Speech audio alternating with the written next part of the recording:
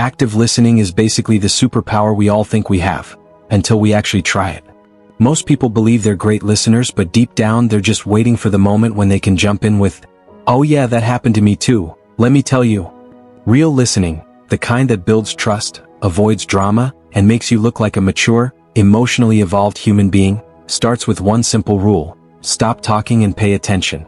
And no, pretending to listen while mentally shopping on Amazon does not count. When you're actually listening, you're not planning your comeback, correcting their grammar, or analyzing what they should have done. You're fully present. It feels like you put a big neon sign above your head that says, "Hey, I'm here, I care, and I'm not going anywhere." And honestly, people can feel that. It reduces misunderstandings, calms tense conversations, and makes the other person feel safe enough to open up. Think of it like emotional Wi-Fi. When the connection is strong, everything loads smoothly. When it's weak, everything starts buffering. Most of our communication problems come from assuming we heard something correctly when we actually didn't. It's like when your friend says, "I'm fine," and you hear, "Everything is perfect," but what they really meant was, "I'm one inconvenience away from throwing my phone into the ocean." Active listening fixes that. Instead of guessing, you pay attention to tone, facial expressions, and what's not being said. It's like listening with your eyes, your brain, and your common sense all working together. And when you reflect back what you heard, something as simple as, "So what you mean is," you show the other person that you're tuned in, not checked out. This prevents the classic, "That's not what I said," argument that every human being on planet Earth has experienced at least once. Another thing people forget: listening doesn't make you weak.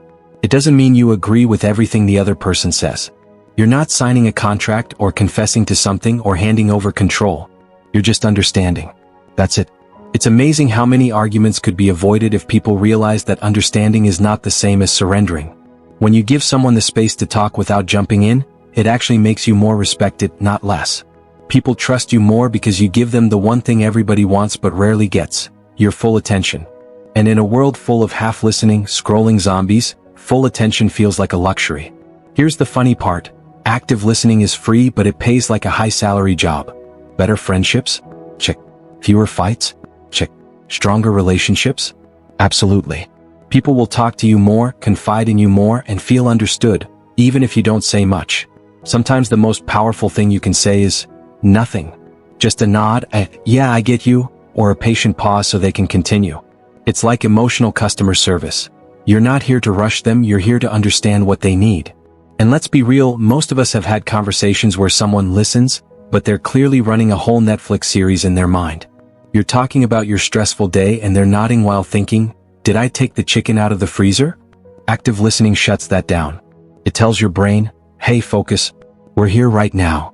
And the cool thing is, when you actually listen, the person speaking relaxes. Their shoulders drop. Their voice softens. They feel seen. And that kind of connection is rare, which is why it's so powerful.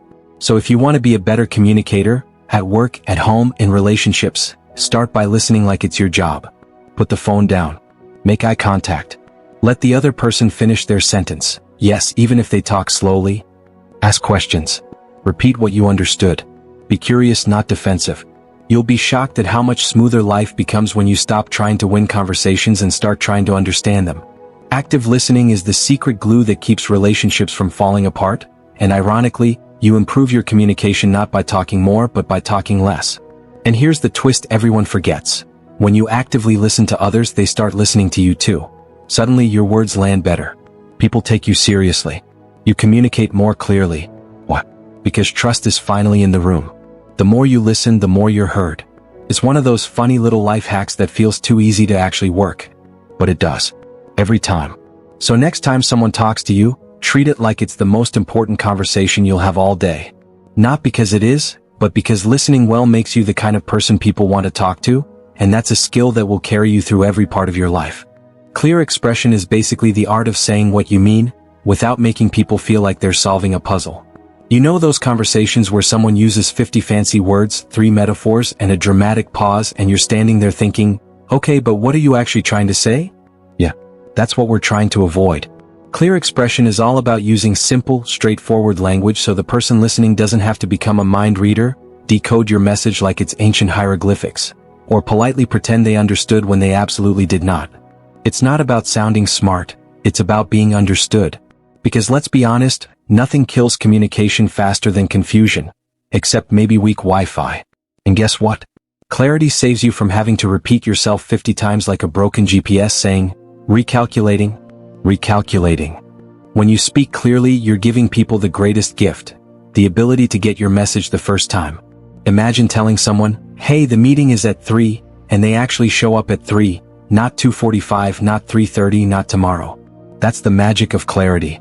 And it's not just about what you say, it's how you say it. Simple words. Straight sentences. None of that overcomplicated, corporate-sounding TED Talk but make it confusing stuff. Just you, speaking like a normal human.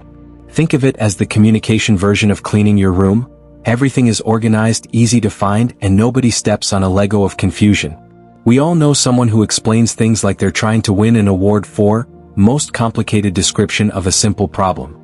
They start telling you about a small issue, and 20 minutes later you're knee-deep in irrelevant details about their cousin's dog who once got lost in a mall. Clear expression keeps you focused. It helps you say what matters and skip what doesn't. You're not trimming the meaning, you're trimming the chaos. And people love that. It respects their time, their brain cells, and their sanity. And here's the funny thing. A lot of people overcomplicate their communication because they think it makes them look smarter. But the real genius is the person who can take something complicated and explain it so clearly a tired, hungry, half-awake person could understand it. If you've ever been to a doctor's office and heard medical terms like sternocleidomastoid muscle, when they could have just said your neck muscle is tight, you understand the struggle. Clear expression takes the stress out of conversations. It lowers the chance of miscommunication, misunderstandings, and those awkward moments where someone nods politely but has absolutely no idea what you're talking about. Another reason clear communication matters? It saves relationships. Seriously. Have you ever been in a situation where someone says, I'm fine, and you're like, great, but they actually meant, I'm silently mad at you and you should know why? Yeah, that's the opposite of clear. When you express yourself honestly and directly, you cut out the drama. You don't leave people guessing your emotions like it's a mystery game. You don't set traps with vague phrases. You just say the thing. And honestly, it feels refreshing, for you and for them. Clear expression also makes you more confident. When you know how to package your ideas into clean, understandable sentences, you stop worrying about whether people will get you. You stop over-explaining. You stop repeating yourself. You stop having those moments where you walk away thinking, why did I say it like that? Clarity is like the GPS of communication.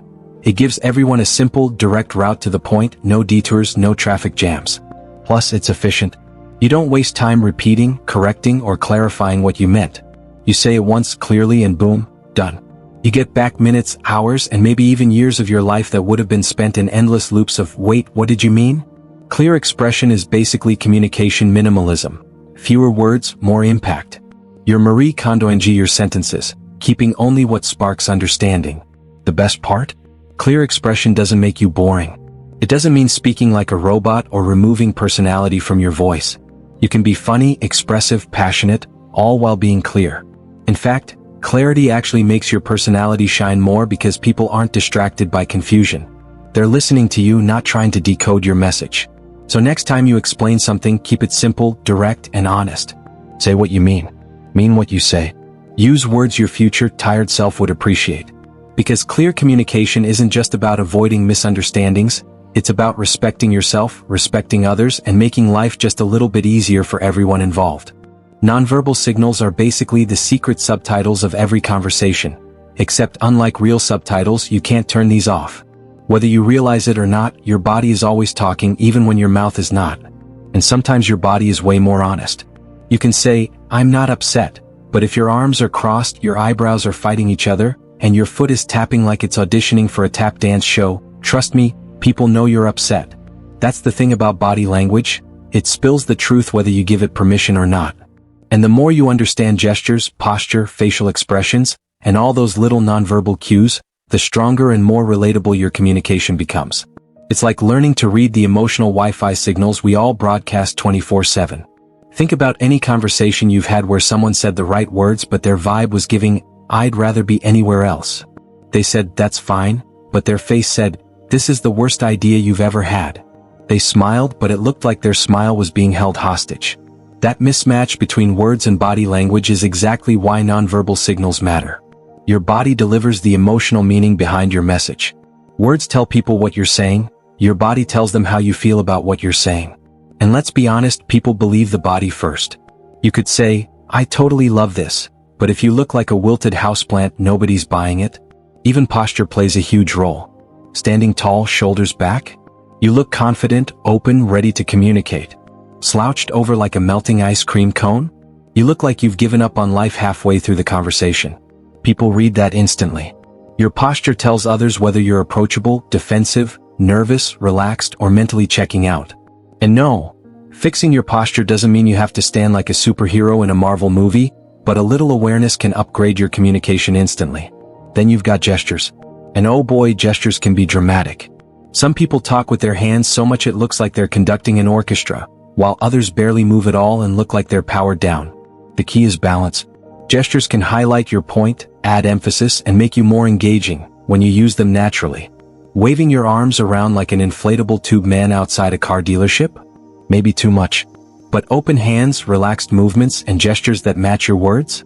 That's communication gold. People trust openness. They trust warmth. They trust honesty. And open gestures project exactly that. Facial expressions, though, that's where the real emotions live. Your face is basically a giant billboard advertising your thoughts. You can try to hide your feelings, but your eyebrows, lips, and eyes betray you every time. One raised eyebrow can say, seriously? A small smile can say, I like this. A tight jaw screams, I'm trying not to lose it right now. People read faces before they even process words. It's automatic. So being aware of your facial expressions not only helps you communicate better, it prevents accidental messages from leaking out. You don't want to look annoyed when you're not. You don't want to look bored when you're actually interested. And you definitely don't want to look confused during moments when you're trying to appear confident. Even eye contact plays a huge role, and it's crazy how powerful it is. Too little eye contact and you look nervous or uninterested. Too much eye contact and you might accidentally look like you're staring into their soul, and not in the good way. The trick is to maintain natural, comfortable eye contact that shows you're present without accidentally intimidating someone. Think of it like the perfect seasoning of communication. You don't need a ton, but you absolutely need some. The coolest thing about nonverbal communication is how universal some of it is. A genuine smile is understood everywhere. A shrug means I don't know. A head nod says, I'm with you. These little signals make conversations smoother and more connected. When your words and your body language match, people trust you more, understand you faster, and feel more comfortable talking to you. It's like aligning your internal and external communication system so the message comes through loud and clear. And let's not forget the hilarious part. Sometimes your body says things you didn't mean to say. Like when someone asks you a question and your face betrays you before your brain can stop it. Or when you try to act confident but your nervous leg bounces like it's trying to run away. Learning to understand and control nonverbal signals doesn't mean becoming stiff or robotic. It just means being aware of the messages your body sends so you're not accidentally communicating something completely different from what you intend. So if you want to strengthen your delivery, connect better, and communicate like someone who has their life at least somewhat together, pay attention to the nonverbal world. Your body is always talking. Your face is always reacting. Your gestures are always signaling. And when your words and your body get on the same team, your communication becomes smoother, clearer, and way more powerful. You don't just talk, you show what you mean. And that's the kind of communication people remember, trust, and actually enjoy. Voice and tone are like the seasoning of your communication. The words are the dish, but the tone decides whether it tastes delicious, confusing, or like emotional fast food that nobody ordered. You can say the same exact sentence in 10 different tones and create 10 completely different meanings. For example, say, okay, in a cheerful voice and it means, cool, I'm in. Say, okay, slowly with that dramatic dip in pitch and suddenly it means, I'm suspicious, explain yourself. Say, okay, loudly and now it's basically a verbal slap. Tone shifts everything. It's the emotional GPS telling people where your message is coming from. Without tone, your words are flat. With tone, they become alive, expressive, and sometimes unintentionally dangerous. Especially when you didn't mean to sound annoyed but somehow came across like you were auditioning for a drama series. Your voice is a tool, and most people don't even realize they're using it all day long like a musician who never learned to play their instrument. Pitch, pace, volume, these things matter. Talk too fast and people think you're nervous, stressed, or running a verbal marathon. Talk too slow and they think you're buffering like bad Wi-Fi. Go too high-pitched and it sounds like you're trying way too hard to sound friendly. Drop your pitch too low and suddenly you sound like you're narrating a crime documentary. When you learn to balance your voice, speeding up when you're excited, slowing down when it's important, lowering your volume to draw people in, raising it for energy, you stop sounding accidental and start sounding intentional. Tone is especially powerful because it carries the emotional meaning behind your words. If words are the text, tone is the emoji. Try texting someone sure with a period and watch them spiral into an anxiety attack. But say sure with an upbeat tone and now it feels friendly, warm, and stress-free. Humans don't just listen to words, we listen to attitudes. The way someone says something tells us whether they're joking, serious, irritated, excited, bored, or secretly plotting their escape. When your tone supports your message, people understand you clearly. When your tone contradicts your message, people get confused. And confusion creates unnecessary drama faster than a group chat full of misunderstandings. Think about a time someone said, "We need to talk." If the tone was soft and calm, you probably thought, okay, maybe this isn't too bad. But if they used that low, serious, end-of-the-world tone, instant panic. Sometimes tone hits harder than the message itself. And the best communicators know how to use tone intentionally. They don't just deliver information, they deliver feeling. They know when to sound firm, when to sound warm, when to add humor, and when to pause for impact. Good tone control makes people trust you more because it shows maturity and emotional awareness. Pace is also a secret weapon. When you slow down your pace during important parts, people pay attention because their brain knows, oh, this part matters. When you speed up during a fun or exciting story, it adds energy. When you pause, especially a well-timed pause, it gives your words weight. That's how great speakers mesmerize audiences. They're basically playing with your brain's rhythm, guiding it like a conductor leading an orchestra. And the coolest part? You don't need a stage or a microphone to use this skill. You use tone in everyday conversations. With your friends, your family, your boss, your dog, all of them read your tone faster than your actual words. Your voice is also a confidence indicator. People who speak in a steady, controlled tone automatically sound more trustworthy. It's not magic, it's psychology. A shaky, rushed voice tells people you're unsure. A calm, grounded voice tells them you're centered and confident, even if you're faking it a little. And yes, sometimes faking confidence with your tone is the first step toward actually feeling confident. Your mind listens to your own voice too. Humor is where tone shines brightest. You can say something sarcastic or playful, but if your tone doesn't land right, it turns awkward faster than a bad first date. Tone is what tells people, relax, I'm joking, or no, seriously, this matters. It makes your communication more human, more expressive, and way more enjoyable. Nobody wants to talk to someone whose tone sounds like a voicemail robot. Adding warmth, energy, or a little personality makes your message stick. Balancing pitch and pace doesn't mean trying to sound perfect or rehearsed. It simply means being aware of how you speak. If your tone is too sharp, soften it. If you're rushing, breathe. If you sound bored, inject a little energy. If you're delivering something serious, drop the drama and go steady. Tone is flexible. It adjusts to situations. And the more intentional you are with it, the more powerful and effective your communication becomes. At the end of the day, your voice is your personal soundtrack. Tone is your emotional background music. People might forget your exact words, but they'll always remember how you sounded: friendly, annoyed, calm, excited, sarcastic, or sincere. When you master voice and tone, you stop being misunderstood. People get your ideas better. They connect with you more naturally. And conversations start flowing in a way that feels less like a game of emotional guessing and more like a smooth, confident exchange. Mark Twain said the difference between the right word and almost the right word is the difference between lightning and a lightning bug. Well, the difference between the right tone and the wrong one? That's the difference between wow, great message, and what did you mean by that? Tone isn't extra, it's everything. Empathy in conversation is basically the ability to read emotional weather. It's like being the human version of a weather app that tells you, hey, this person is feeling stormy right now. Maybe don't respond with sunshine and sarcasm. When you tune into someone's emotions, you stop talking at people and start talking with them. And honestly, empathy is one of the most underrated superpowers in communication. It's the difference between someone thinking, wow, they get me, and someone thinking, wow, they're not listening to a single thing I'm saying. Recognizing emotions helps you respond in a way that doesn't make the situation worse, because nobody wants to open up about a problem and get hit with a cold, robotic, okay. Empathy makes people feel safe, understood, and open. It's like emotional Wi-Fi, you connect better when the signal is strong. Most people think empathy means fixing someone's problem, giving advice, or delivering a motivational speech like you're about to walk on stage at a TED Talk. No.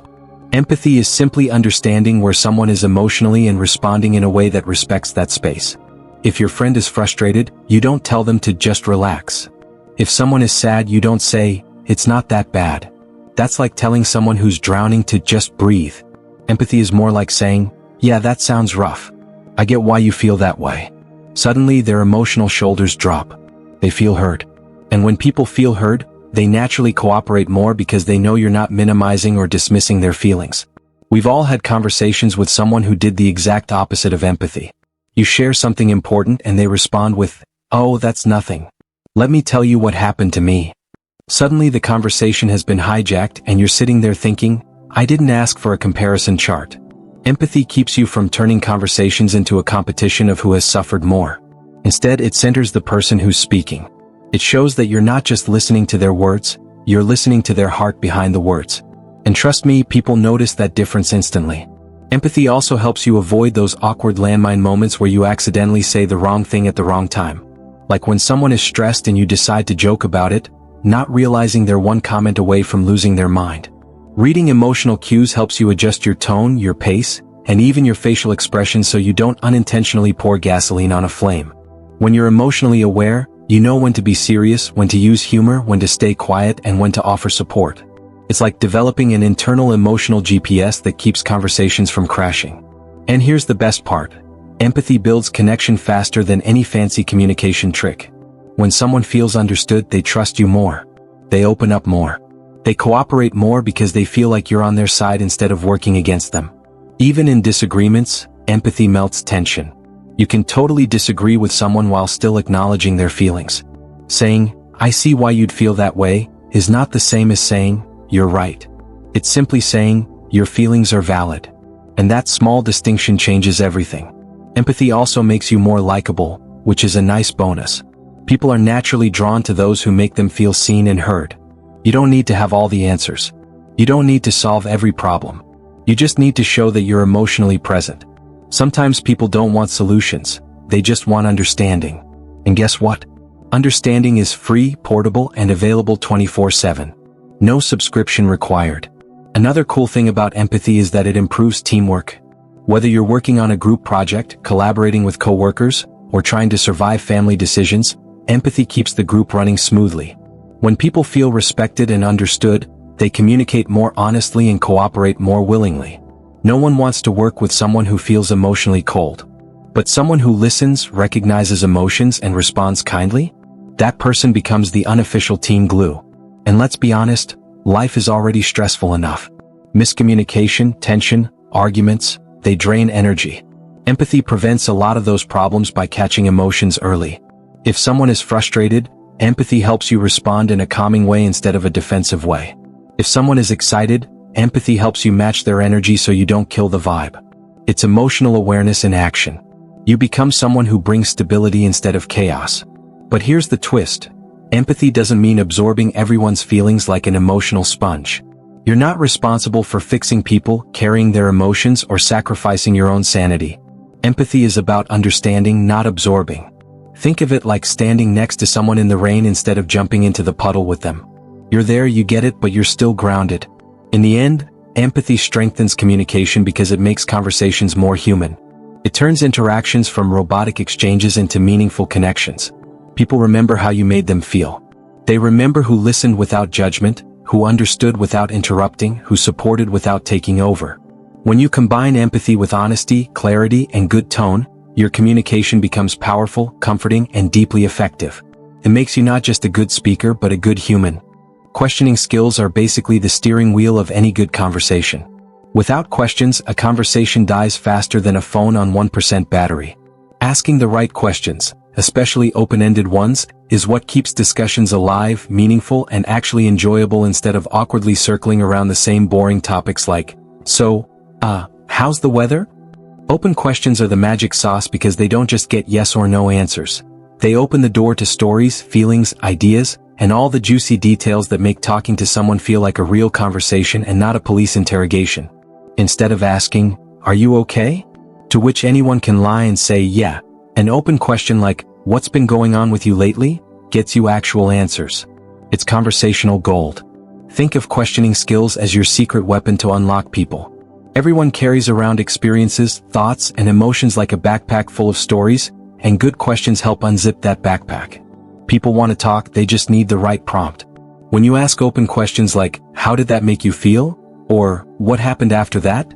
you're basically saying, "Hey, I'm interested, tell me more." And letting someone talk is one of the easiest ways to deepen connection.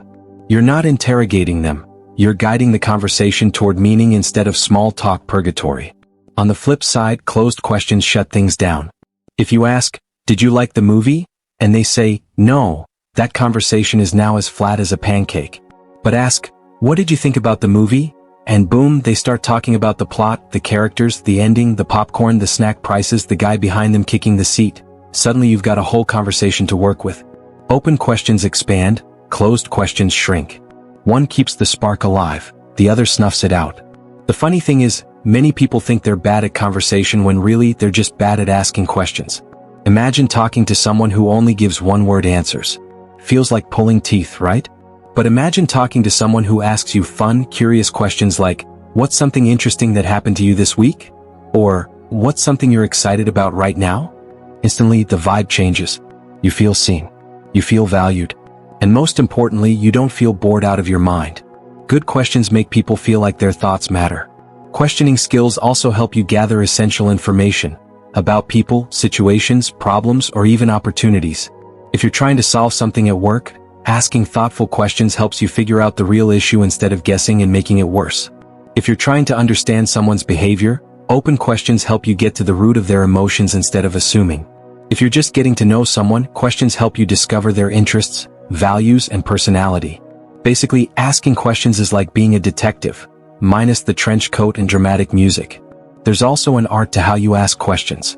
You don't want to sound like you're interviewing them for a job they didn't apply for. The trick is to be curious, not aggressive. Light tone, friendly energy, and questions that flow naturally from the conversation. If someone says they had a crazy day, don't just nod and move on. Ask, "What made it crazy?" If they mention something exciting, ask, "What are you looking forward to the most?" If they bring up a challenge, ask, "How are you holding up with all that?" Curiosity is the spark that turns simple conversations into meaningful ones. Humor helps too. A funny or playful question can instantly make the conversation more enjoyable. Questions like, "If you could delete one annoying thing from daily life, what would it be?" Or, "What's the weirdest thing you've ever seen in public?" make people relax and open up. Humor lowers defenses and open questions invite sharing. A perfect combo for bonding. And let's talk about listening, because asking good questions means nothing if you don't actually listen to the answers. When you ask a great question and then zone out like a broken radio, people notice. The magic of questioning is in the follow-up. The deeper questions come from actually paying attention. You ask, you listen, you build the next question from what they said.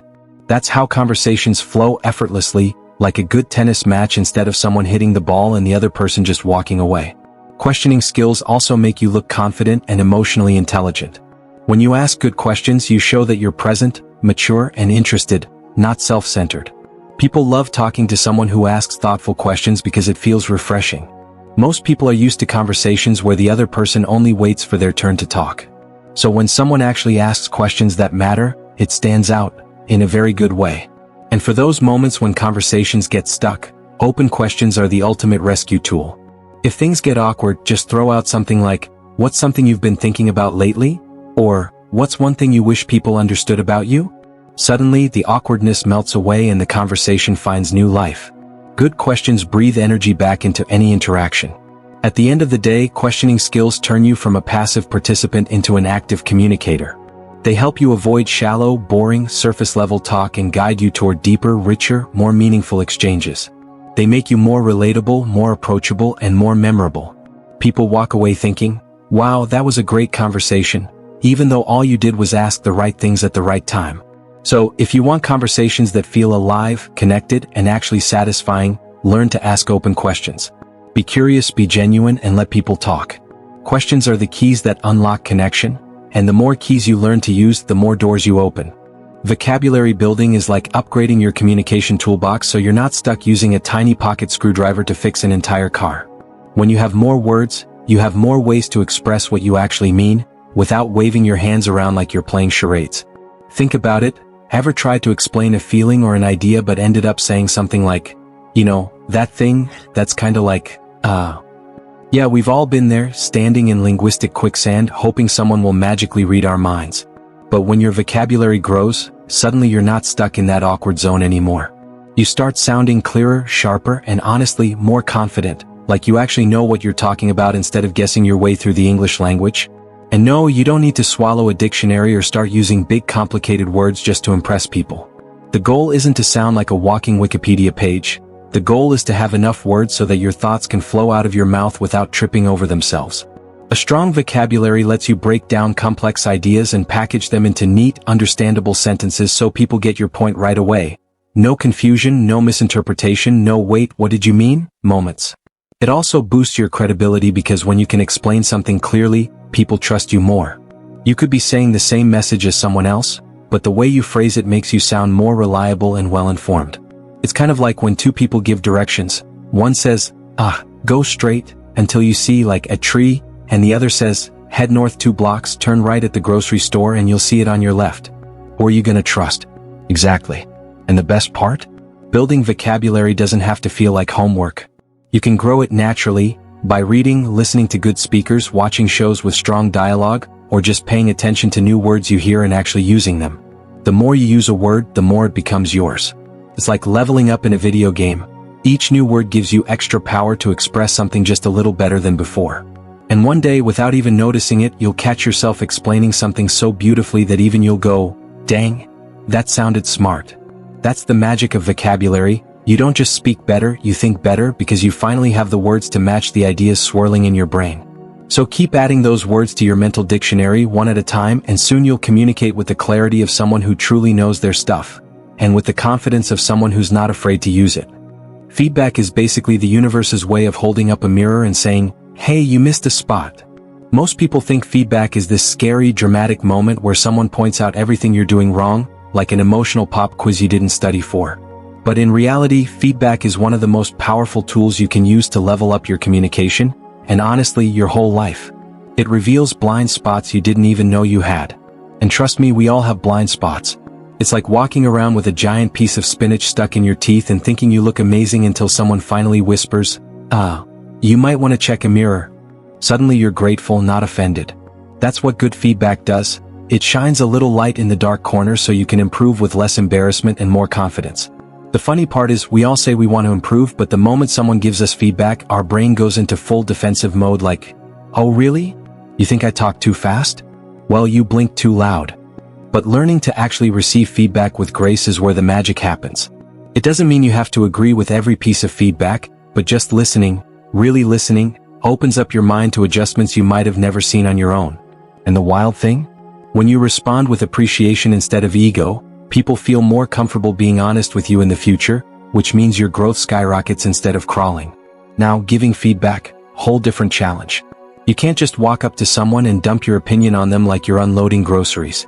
Effective feedback is about timing, tone, and respect. It's an art. You want the person to feel supported, not attacked.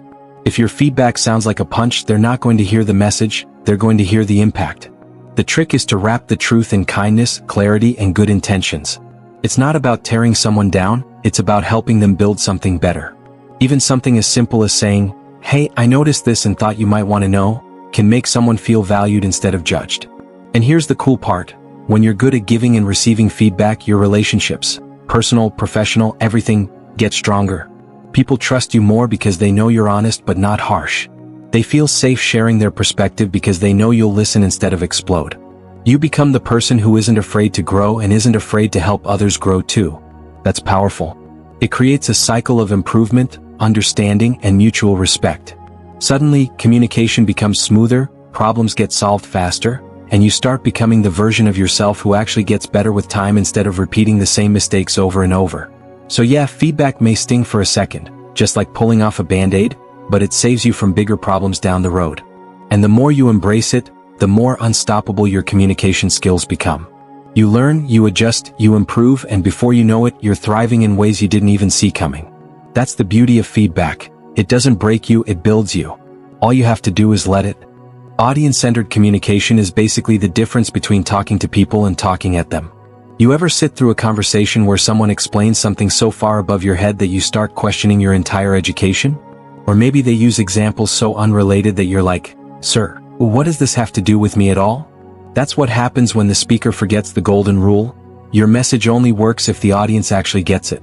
Communication isn't about showing how smart you are, it's about connecting with the people listening. If your audience is full of beginners and you start speaking like a NASA scientist, congratulations, you've just confused everyone into silence. On the other hand, if you're talking to experts and you deliver information like you're reading from an elementary school worksheet, they'll tune out faster than a TV on mute. The magic happens when you adjust your examples, tone, and complexity to match the people in front of you. It's like tailoring a suit. You don't just grab any random size and hope it fits. You make adjustments so it fits perfectly. You wouldn't use TikTok slang with a room full of CEOs, unless you want to watch confusion in HD, and you wouldn't give a dry PowerPoint presentation to a bunch of teenagers expecting energy, jokes, and maybe a meme or two. When you match your message to your audience, everything becomes easier, they understand faster, stay engaged longer, and actually remember what you said. You also come off as more relatable and respectful because nothing says, "I care," like putting in the effort to speak someone's language, not literally but mentally, emotionally, and intellectually. And honestly, adapting isn't hard. It's just noticing who you're talking to and shifting your style a little. If your audience needs simple, be simple. If they need depth, go deep. If they respond to humor, throw in a joke. If they prefer direct, ditch the fluff. Communication isn't one size fits all, it's more like custom sneakers. Fits better when designed for the person wearing them.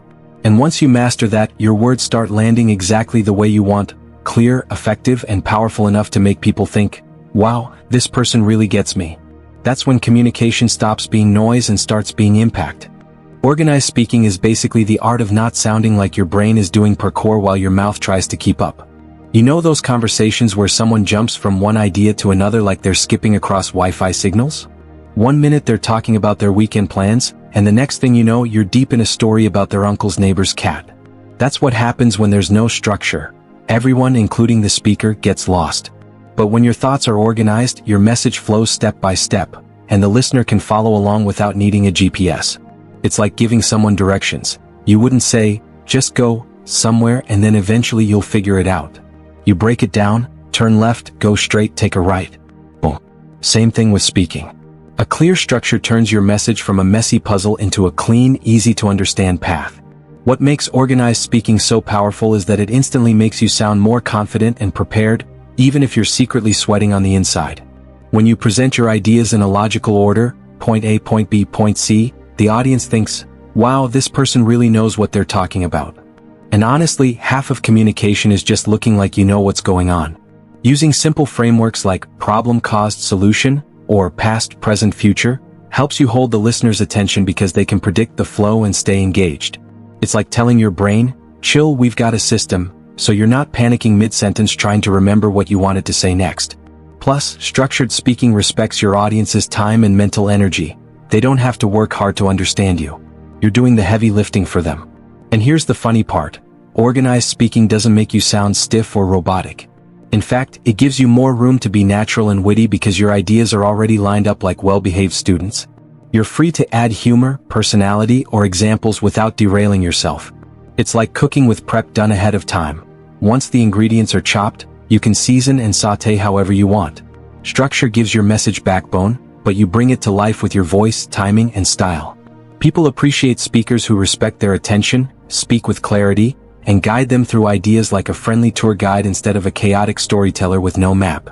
So when you organize your speaking, you're not just making yourself easier to understand, you're making your message stronger, more memorable, and way more impactful. And honestly, being organized doesn't mean being perfect. It just means your thoughts walk in a straight line instead of sprinting in circles. Once you master that, you'll sound more polished, more professional, and more persuasive, and your listeners will silently thank you for not dragging them through a verbal maze.